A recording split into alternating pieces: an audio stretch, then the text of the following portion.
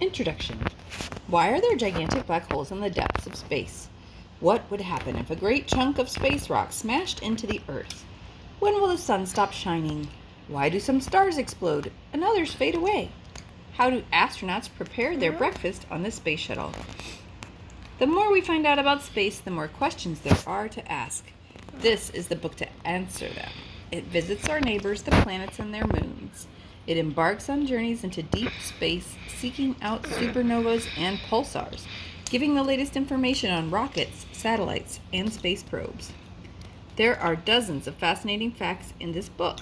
You can test what you've read and some of what you may already know with the Young Observer Trivia Quiz at the end of each chapter. If you get stuck, the answers are in the back. Heavenly Bodies, Chapter 1.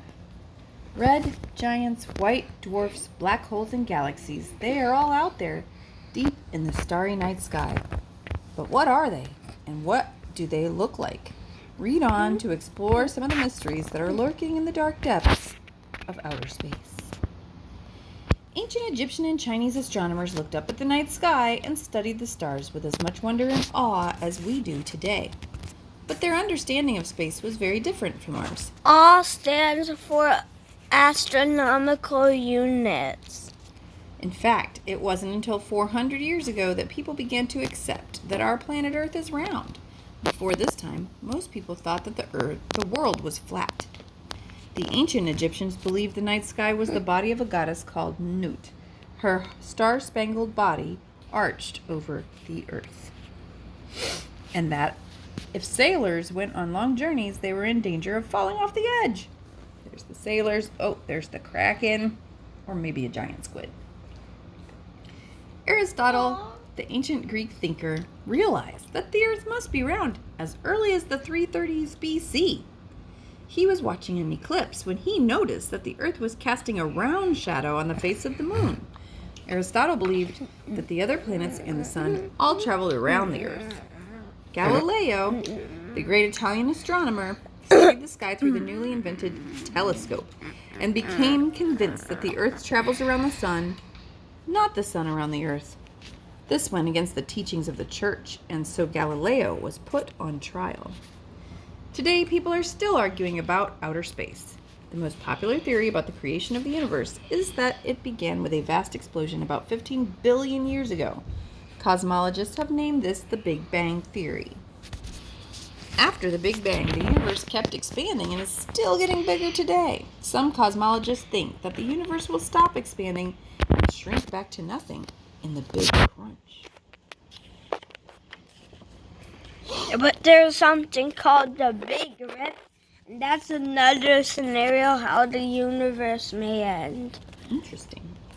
Heavenly bodies. The universe contains as many as 100 billion stars grouped together in gigantic star cities called galaxies. The Big Bang sent the young universe flying out in all directions, and even today, the galaxies and everything in them are still rushing away from each other at high speed. As the universe grows, galaxies are still forming on its far edges. Old galaxies, new galaxies forming, new matter forming, universe expanding. The Milky Way is the name we have given our own galaxy. It contains about 100 billion stars, of which the sun is just one. We can see it from Earth as a band of milky white light across the sky. Out in space, viewed from above, it looks like a giant whirlpool with spiraling arms. You're not even getting the book, honey. We sideways on. It's a bit like two fried eggs stuck together. Countless other galaxies lie beyond ours, stretching out into the deepest space. Nobody knows exactly how many there are, perhaps as many as 100 billion. Not all of these galaxies are spiral-shaped. Elliptical galaxies are rounded or oval, while irregular galaxies have no special shape at all. Each new galaxy that is discovered is given a number and sometimes its own name as well. M104 has been nicknamed the sombrero because it looks like a big Mexican hat, and the bright, swirling M51 galaxy is known as the whirlpool. Most galaxies are so far away from Earth that they can only be seen through extremely powerful telescopes. These telescopes are like giant cameras that take photographs of the sky. Astronomers do not look through them directly. Ooh, I didn't know that. They have to go up in these domes to use the telescopes. Boing, boing. What? Okay, we're stopping today. Here. Okay, turn it No, off. no, no. I gotta go to. We gotta get moving, honey. Love you.